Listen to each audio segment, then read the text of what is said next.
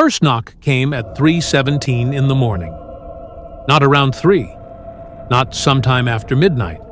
Exactly 3:17.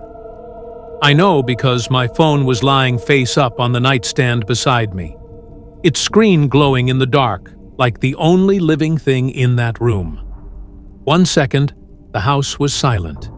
The next, something knocked from downstairs. A single, dull, metallic sound. Knock.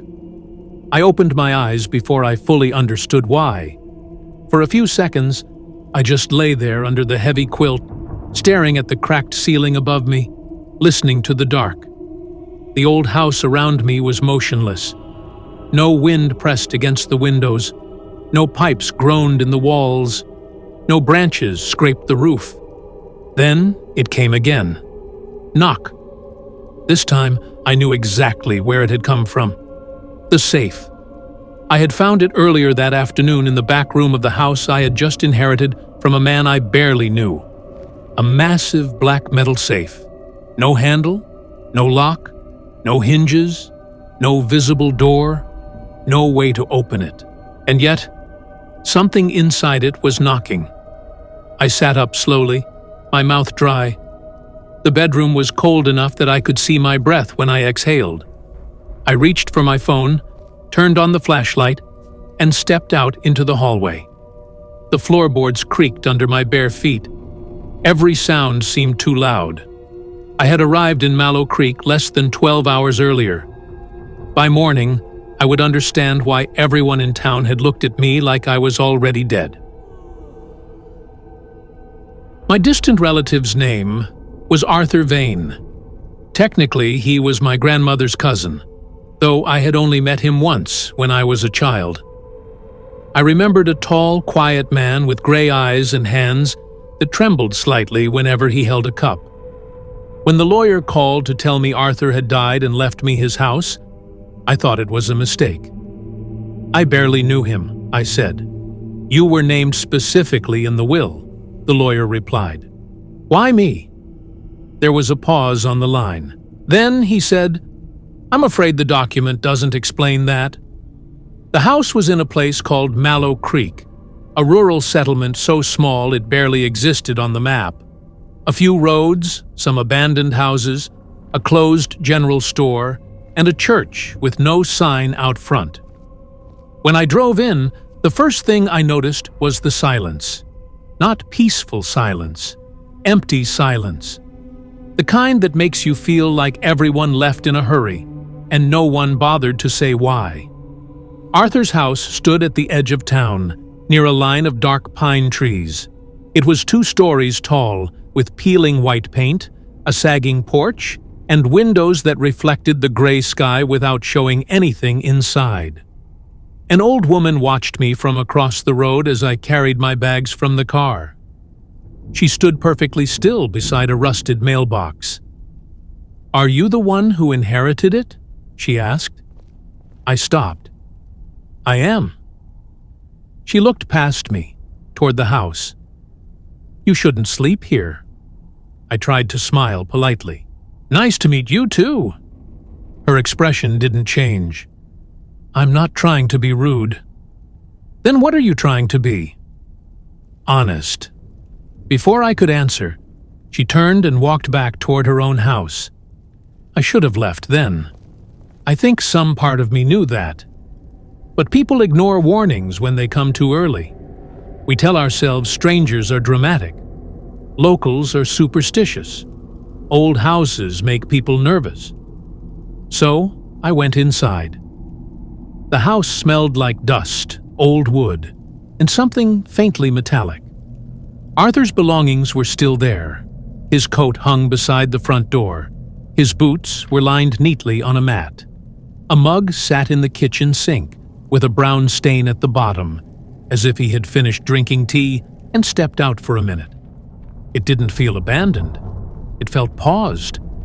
I spent the afternoon walking through the rooms, taking notes for what needed to be repaired before I could sell the place. That was the plan. Sell the house, take whatever money I could get, and go back to my normal life. Then I found the back room.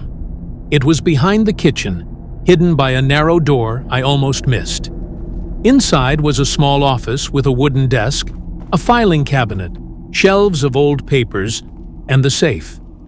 It stood in the corner like it had been placed there before the house was built around it. At least 5 feet tall. Wide, heavy. Black metal with patches of rust along the edges. But the front surface was smooth. No keyhole, no dial, no keypad, no seam where a door might open. I ran my fingers across the metal and felt something carved near the bottom. 317. The numbers had been scratched into the surface with something sharp. I stared at them longer than I should have. Then the house creaked behind me, and I turned so fast my shoulder hit the wall. No one was there, just dust moving in a thin beam of afternoon light. I told myself it was nothing. That was the first lie I told myself in that house. It would not be the last. The old woman returned just before sunset.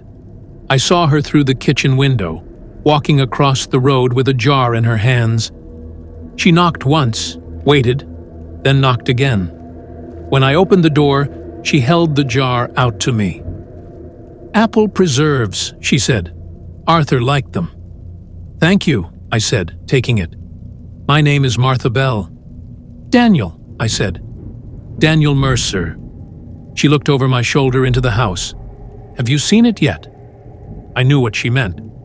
"The safe?" Her face tightened. "Don't call it that." "What should I call it?" "Nothing." I almost laughed, but something in her eyes stopped me. She stepped inside without waiting for an invitation, moved to the kitchen, and placed both hands flat on the table. "Listen carefully," she said. "If you stay tonight, and if you hear anything from that room, do not go near it." I leaned against the counter. "Mrs. Bell?" "Martha." "Martha, it's a metal box." "No," she said. "It isn't." I waited for her to explain. She didn't. Instead, she looked at the darkening windows and lowered her voice. "Whatever happens, don't try to open it. There's no way to open it. That's what it wants you to think." The sentence was so strange that I didn't respond right away. Outside, the last light was fading behind the trees. The kitchen seemed colder than it had a minute earlier. "What happened to Arthur?" I asked. "You know what happened." "I know he died." Martha stared at me. "No? You know what they told you?" The room went very still. "What does that mean?" She took a breath, as if deciding how much of the truth I deserved. "Arthur disappeared for 3 days before they found him." "I wasn't told that." "They don't put everything in reports." "Where did they find him?" Martha's eyes moved toward the back of the house. "In the office." I felt my stomach tighten. "Near the safe?" She nodded once. "What happened?" He was sitting on the floor in front of it, barefoot. His hands were bleeding. His fingernails were broken. He kept whispering that he almost had it open. A slow chill moved through me. "But you said he died." "He did," Martha said, 3 hours later, in the ambulance. "From what?"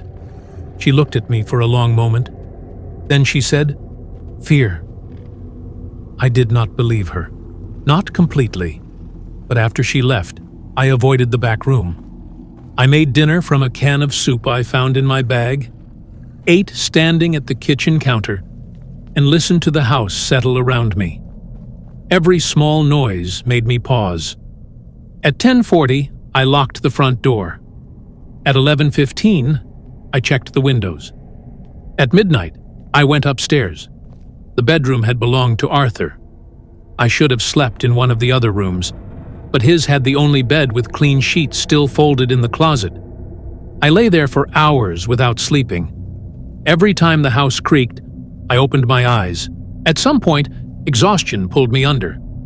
Then the knock woke me. 3:17 a.m. Knock. I told myself not to move. Knock. The second one was softer. Somehow that made it worse. I sat up. The darkness in the room felt thick, almost physical. I picked up my phone and turned on the flashlight. "Old house," I whispered. "Old metal. Temperature changes." I stepped into the hallway. The stairs looked longer in the dark. When I reached the bottom, the air changed. It became colder, heavier, like the house was holding its breath. The office door was open. I was sure I had closed it. The beam of my flashlight landed on the safe. It stood exactly where it had been. Black, smooth, silent. I took one step inside, then another. "Hello?" I said. The word sounded ridiculous as soon as it left my mouth. For a moment, nothing happened. Then something inside the safe dragged slowly across the metal. Not knocked, dragged, like a palm sliding against the inside wall. I stopped breathing. The sound lasted 3 seconds. Then, silence. I backed out of the room and closed the door. Not gently. I ran upstairs, locked myself in the bedroom, and sat awake until sunrise. When daylight finally came, I went back downstairs. The office door was still closed. I opened it carefully. The safe was there, but it had moved. Only a few inches, but enough. There were marks in the dust where it had stood before, and now it was closer to the door. Martha Bell opened her door before I could knock. "You answered it," she said. I froze on her porch. "How did you know?" Her face collapsed with a kind of exhausted sadness. "Because it moved." I looked behind me toward Arthur's house. The windows were dark, reflecting the cloudy morning. "I need you to tell me everything," I said. Martha let me inside. Her house was small and unnaturally neat. Heavy curtains covered every window. Several clocks hung on the walls, but none of them were running. Their hands had all been stopped at the same time. 3:17. I stared at them. Martha saw me looking. "My husband did that," she said. "Why?" "So we would never forget."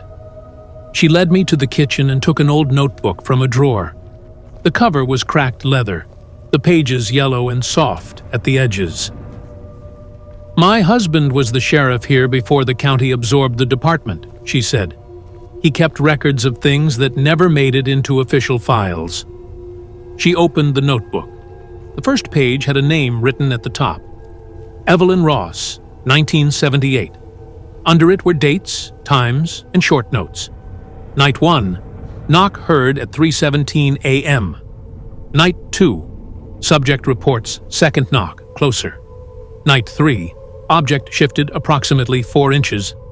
Night 4, subject hears voice of deceased mother. Night 5, subject attempts to damage object. Night 6, subject missing. I looked up. Martha. She turned the page. Graham family, 1989. Night 1, husband hears knock. Night 2, wife hears child crying from inside object. Night 3, object moved into hallway. Night 4, family dog refuses to enter house. Night 5, child says, "The man in the box knows my name." Night 6, all 3 missing. My throat tightened. "There was a child," Martha nodded, 8 years old. I looked down at the page again, not wanting to read more but unable to stop. The next names were different. Thomas Reeve, 1996. Marion Cole, 2004. Arthur Vane, 2023.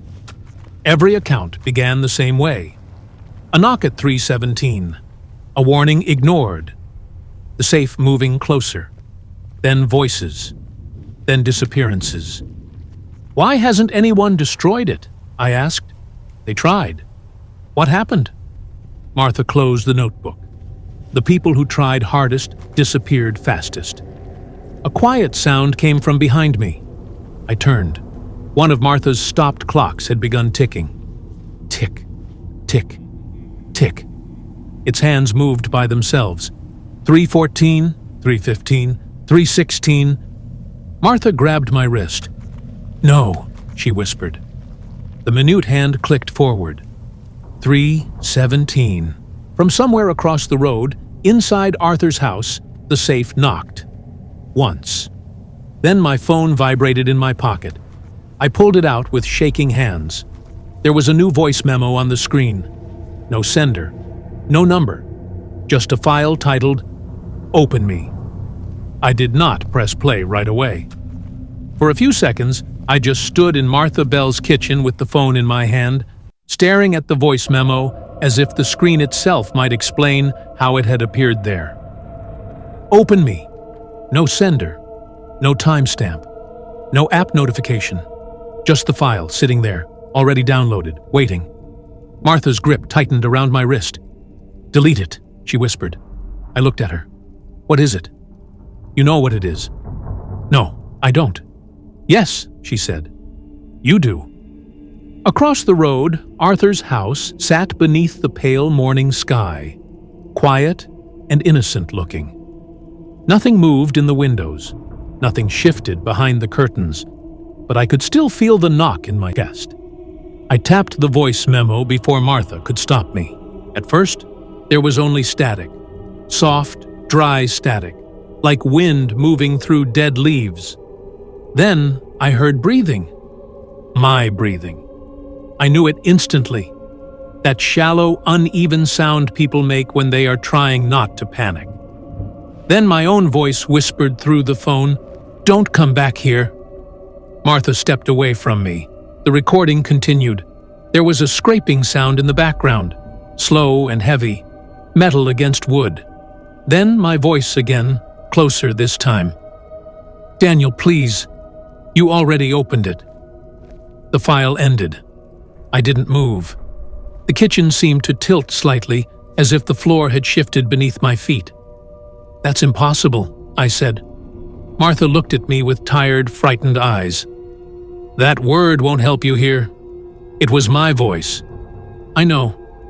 I didn't record that." "I know." I replayed it. Static. Breathing. Scraping. My voice. "Don't come back here. Daniel, please, you already opened it." The second time, I noticed something I had missed before. Behind the scraping sound, barely audible, there was another noise. A knock. Not one. Several. Very faint.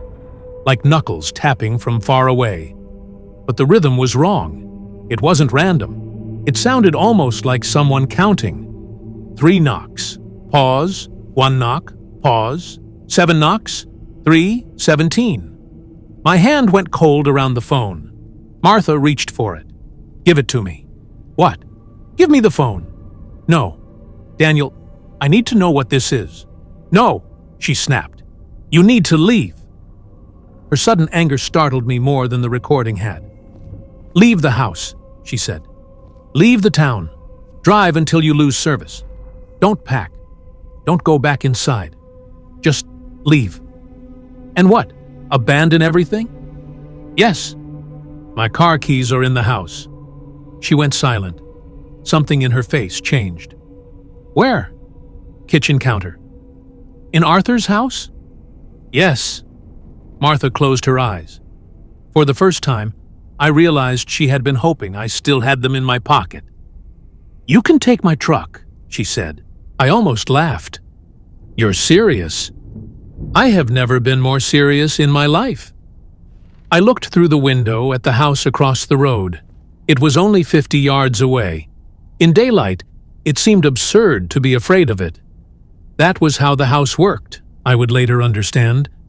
It gave you just enough daylight to feel ashamed of your fear. "I'll get my keys," I said. Martha grabbed my arm again. "If you go inside, do not speak. Do not call out. Do not answer anything you hear." "Fine. And don't look at the safe." I hesitated. "I mean it," she said. "Don't look at it."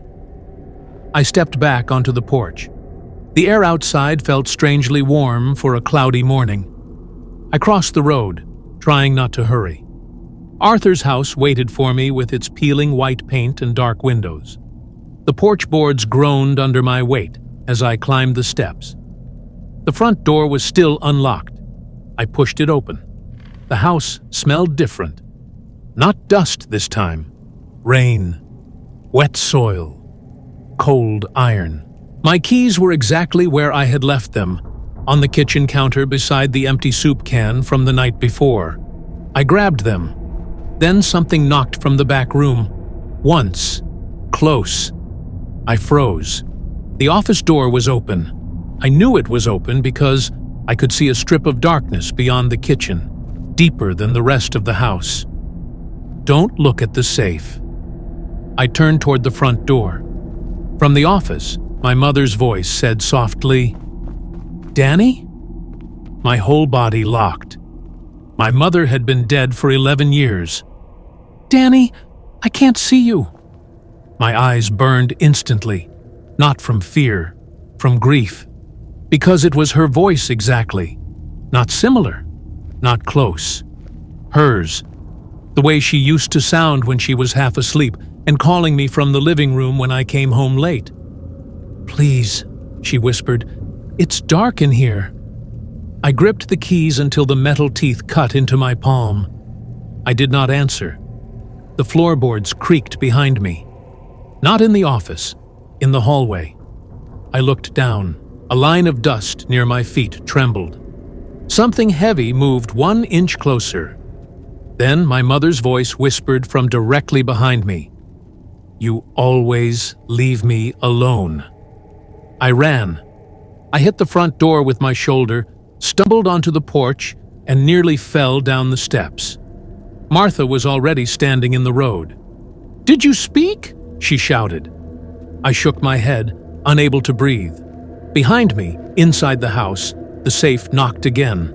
But this time, it came from the front hallway. We drove in Martha's truck until the road out of Mallow Creek curved between 2 walls of pine trees. For the first 5 minutes, neither of us spoke. I kept looking back through the rear window, expecting to see Arthur's house standing in the road behind us. The voice memo was still on my phone. I had deleted it 3 times. Each time, it came back. "Open me." Martha drove with both hands tight on the wheel. "You heard someone," she said. It wasn't a question. I watched the trees pass. "My mother." Martha's face softened for a second, then hardened again. "That's how it starts. You said people hear voices on the 4th night. You answered it last night. I said hello. That was enough." I turned toward her. "Enough for what?" "For it to learn you." The road ahead dipped slightly. A rusted sign appeared on the shoulder. Mallow Creek, 2 miles. I stared at it. "That's not possible," I said. Martha slowed the truck. We had been driving away from town. The sign should have been behind us. She looked at it, then at the road, then back again. "No," she whispered. The truck rolled forward. The trees opened, and there was Mallow Creek. The same dead general store, the same empty church, the same houses with curtain-covered windows. Arthur's house stood at the end of the road, waiting. Martha slammed the brakes.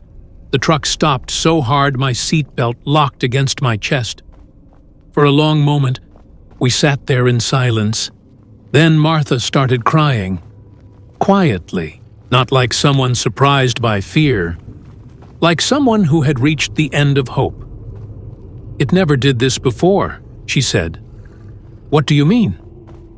"It never kept someone from leaving before the 3rd night." I looked at Arthur's house. The front door was open. I was certain I had slammed it shut. "What is it?" I asked. Martha wiped her face with the heel of her hand. "My husband thought it wasn't a safe." "Then what?" "A mouth." The word hung between us. I almost told her that was insane. But then I remembered my mother's voice coming from the dark. "It learns you. The house keeps what it hears." Martha drove to her home and parked behind it, out of view of Arthur's windows. Inside, she pulled the curtains closed and locked 3 separate locks on the door. Then she gave me her husband's notebook. If it won't let you leave, you need to understand the rules. There are rules? Patterns, she said. That's the closest thing. I sat at her kitchen table and read. The notes were fragmented, but certain details repeated across decades. The object always knocked at 3:17. It moved only after being acknowledged. It copied voices only after hearing the person speak nearby. It never opened. No one had ever seen inside. People who tried to damage it began losing time. People who spoke to it heard loved ones. People who knocked back disappeared within 24 hours. I stopped reading. Knocked back? Martha nodded slowly. My husband did. The room seemed to darken around us. He was investigating the Graham family disappearance, she said. He didn't believe any of it. He thought the town was covering something up. One night, he went into that house with 2 deputies and a crowbar. What happened? The deputies ran out before midnight. My husband stayed. She looked at the stopped clocks on the wall. At 3:17, he heard me inside it. But you were home. Yes. What did you say? Martha's mouth trembled. I begged him to let me out. I didn't want to hear the rest, but she kept going. He knocked on the metal and said, Martha, I'm here. My stomach turned. They found him the next morning in our kitchen, sitting at this table, alive. That doesn't sound like he disappeared. He hadn't disappeared, she said. Not completely. Her eyes lifted to the hallway. For the first time, I noticed a locked door at the back of the house, 3 padlocks, a chair pushed against it. Something shifted behind that door, very softly. Martha closed her eyes. My husband came back, she whispered, but not all of him. From behind the locked door, a man's voice said, Martha, I'm still here. Martha stood so fast her chair fell backward. Don't answer him, she said. The voice behind the door laughed softly. It was an old man's laugh, dry, familiar, human enough to be worse than anything inhuman could have been. Martha, he called. You brought the new one. I backed away from the table. What is that? My husband. That's not your husband. No, she said, but part of him is in there. The thing behind the door tapped once, not on wood. Metal. I stared at the padlocked door. You keep him locked in there? I keep everyone else safe. The voice sighed. She tells that story because it makes her sound brave. Martha's face went pale. She doesn't tell you how often she talks to me. Stop, she whispered. She doesn't tell you she still brings me coffee. Martha, I said. Her eyes filled with shame. The voice behind the door became gentle. She loved me. That's what it uses. Love, guilt, regret, anything with a voice. I realized then that Harold Bell was not speaking like a monster. He sounded like a tired man trapped in a room. That was the horror of it. Part of me wanted to believe him. Martha lifted the fallen chair and wedged it harder under the doorknob. Harold knocked back in 1989, she said, not looking at me. The next morning, he was home, but he had changed. How? He remembered things that never happened. He spoke in voices that weren't his. Sometimes he knew what people had dreamed. Sometimes he repeated conversations from houses he had never entered. The door creaked under a slow pressure from the other side. Martha continued. The doctors said it was trauma, dementia, psychosis.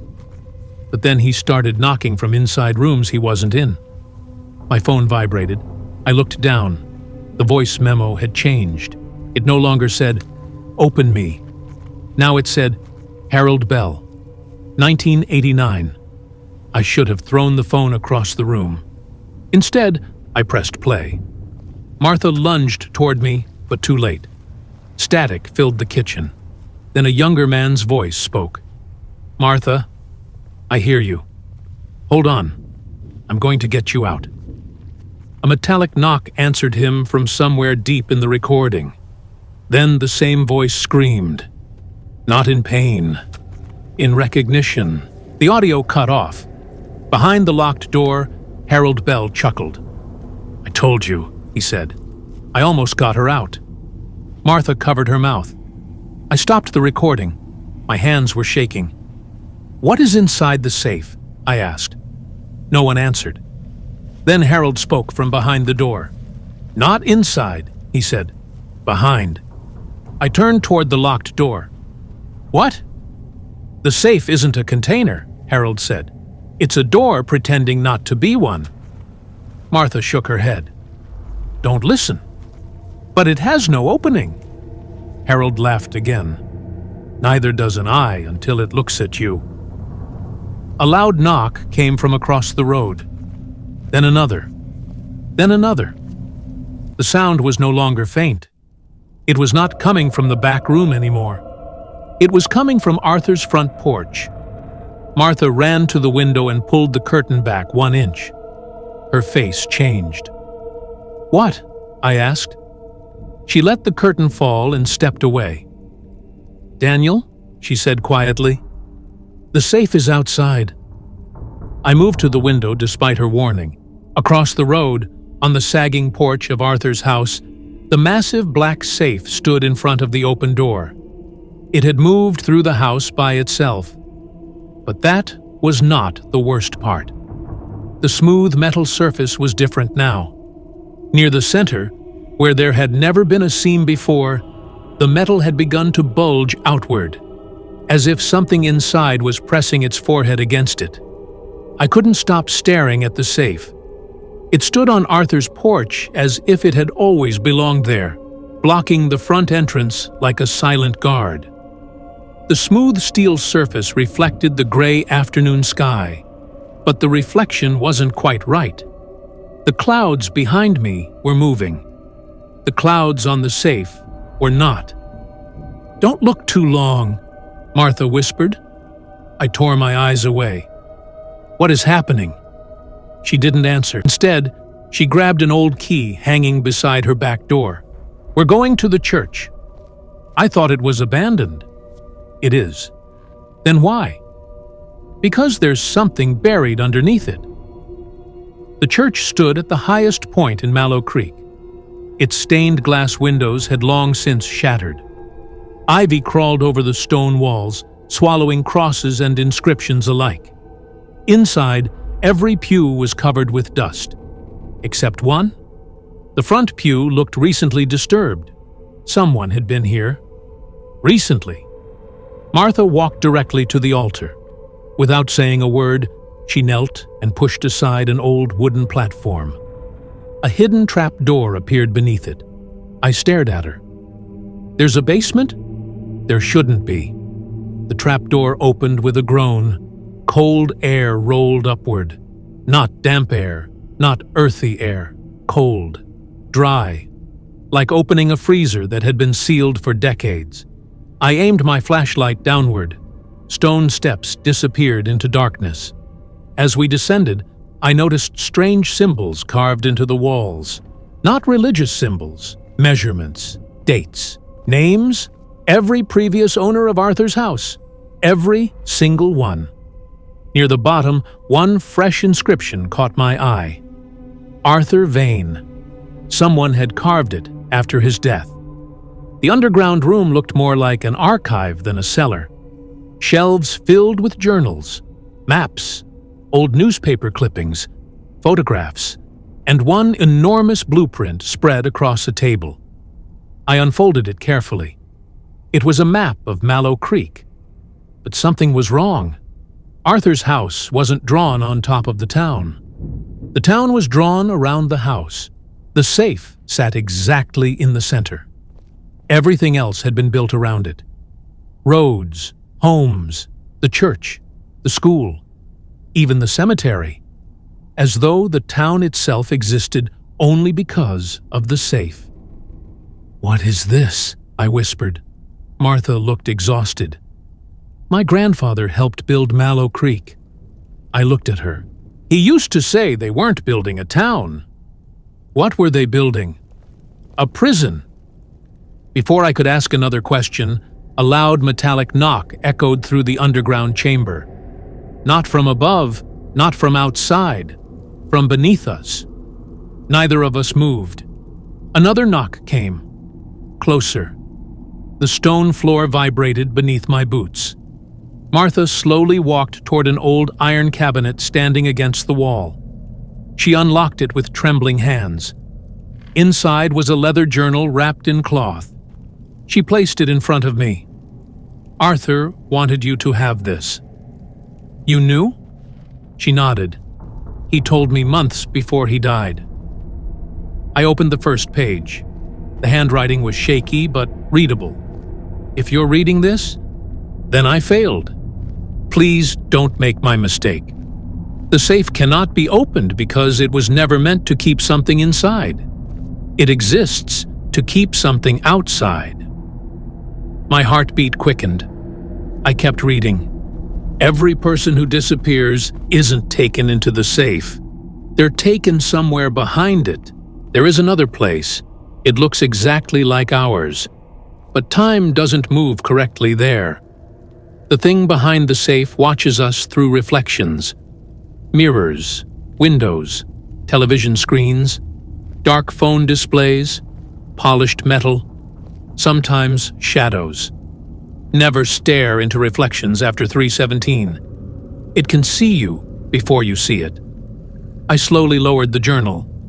My phone screen was black. For 1 second I saw only my reflection. Then, someone else's face blinked behind mine. I spun around. No one stood there.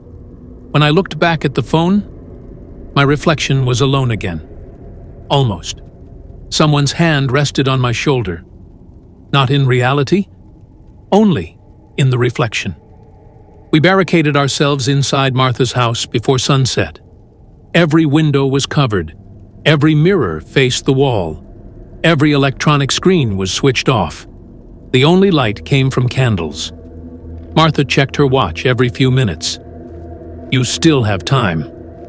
"For what? To stop speaking?" "What?" "It learns your voice." I laughed nervously. "I've already talked to it." "Not enough." She looked toward the locked room where Harold remained. "If you survive tonight, don't say another word tomorrow." The silence that followed felt heavier than any conversation. At exactly 3:16 a.m., every candle went out, not one by one, all together. Darkness swallowed the room. Tick. Somewhere outside, a clock began ticking. Tick, tick. Then, knock. Not across the road. Not from Arthur's house. Inside Martha's living room, very slowly. Something heavy scraped across the wooden floor. I couldn't see it, but I could hear it. Metal. Wood. Closer. Closer. Closer. Then the smell arrived. Cold iron. Wet soil. Rain. Exactly the same smell from Arthur's house. A voice whispered inches from my ear. Not my mother's this time. My own. Calm. Almost smiling. "Don't be afraid." Martha grabbed my sleeve so hard it hurt. "Whatever happens." She barely breathed the words. "Don't open your eyes." I froze. "I never closed them," I whispered. Silence. Martha's grip suddenly loosened. Very slowly. She asked, "Daniel, if your eyes are open, then whose hand am I holding?" I don't remember falling. 1 second I was standing beside Martha. The next, I was lying on cold wooden floorboards. The room smelled of wet iron, rain, rotting pine. I opened my eyes. Martha's house was gone. So was the furniture, the walls, the windows. Only the floor remained, stretching endlessly into darkness. Far ahead stood the safe, except it wasn't standing anymore. It was open. Not because someone had unlocked it, because I had never understood what it was. The black steel surface had unfolded like enormous petals, revealing an impossible darkness behind it. Not black, not empty, a place, a landscape without light, without sky, without distance. Someone stepped out. It was me, not a copy, not a monster. Older, exhausted. His beard was longer, his clothes were torn, his eyes looked like someone who had spent years waiting. "I finally reached you," he whispered. I couldn't breathe. "What are you?" "You." "No." He smiled sadly. I said that too. The older version of me slowly sat on the wooden floor. He looked relieved, as if he had been waiting decades for this conversation. "You still think time moves forward," he said. "It does." He shook his head. "Not here." He pointed toward the open safe. "You think that's another world?" "It isn't?" "No." "What is it?" A later moment. I stared at him. He continued. "The safe doesn't contain people. It delays them." The words made no sense, until he explained. Every person who disappears walks through it believing they're escaping. They aren't? They're walking years into the future. My pulse raced. The town exists because every generation keeps trying to save the previous one. I remembered the map beneath the church. The town built around the safe, not over it, around it. Arthur? He came through. Martha's husband. He came through. The families? They all came through. So where are they? He looked behind him. At first I saw nothing, then shapes, hundreds of people, standing silently in darkness, watching. None of them looked dead, only tired. Some had clearly aged decades. Others looked exactly the same. One little girl held her father's hand. The father looked 70. The girl still looked 8. Time had stopped making sense. "They're waiting," my older self said. "For what?" "For someone to close the door." I looked at the safe. There isn't a door. There never was. "Then how do we stop it?" He smiled. "You already know." My stomach dropped, because I did. Every previous owner had tried to open the safe. No one had ever tried to leave it alone. The safe only grew stronger because people fed it. Their fear, their voices, their curiosity. It wasn't trapping them. They were choosing it. "But if that's true," I whispered, why are you still here?" The older version of me looked away. I couldn't stop wondering what was further inside. Silence. Then he looked back at me. "Don't make my mistake." Behind him, the darkness moved. Not toward us. Away. Like something enormous had realized we were talking about it. I woke on Martha's living room floor. Sunlight filled the room. The candles had burned out hours ago. Martha sat beside me, asleep against the wall. For a long time, neither of us spoke. Finally, she opened her eyes. "You came back." "So did you." She nodded slowly. Neither of us mentioned what we had seen, because we both knew. Some experiences become smaller the moment you describe them. The safe was gone. Arthur's house stood empty. The office contained nothing except dust where the safe had once stood. No scratches, no metal, no marks on the floor. The room looked as though it had never existed. The sheriff's office searched the property. Nothing. State investigators came. Nothing. Eventually, they declared Arthur's death natural. Mallow Creek slowly emptied. Within a year, every remaining resident had moved away. The town still exists on maps. No one lives there anymore. 6 months later, I sold the property. Or, at least, I thought I did. The paperwork disappeared twice before finally being accepted. The buyer never answered my emails afterward. I assumed he changed his mind. I never checked. I never wanted to know. I moved hundreds of miles away. Apartment, city, noise, traffic, neighbors, life continued, slowly. I convinced myself it had all been trauma. Grief, isolation, sleep deprivation, until last Tuesday. I woke naturally. No nightmare, no strange feeling, just silence. I reached for my phone. The screen lit up. 3:17 a.m. exactly. Then I heard it. Not downstairs, not outside, inside my apartment. One quiet metallic knock. I froze. Another. Closer. My apartment doesn't have a basement. It doesn't even have a storage room. Yet, I could smell wet soil, cold iron, rain. The exact same smell from Arthur's house. I refused to move. I refused to speak. I refused to look. The knocking stopped. For almost a minute. Then my phone vibrated. One notification. No number. No sender. Only a voice memo. I already knew its title before I looked. Even so, I unlocked the screen. The file was waiting. It had a date. Tomorrow's date. And one name. Daniel Mercer.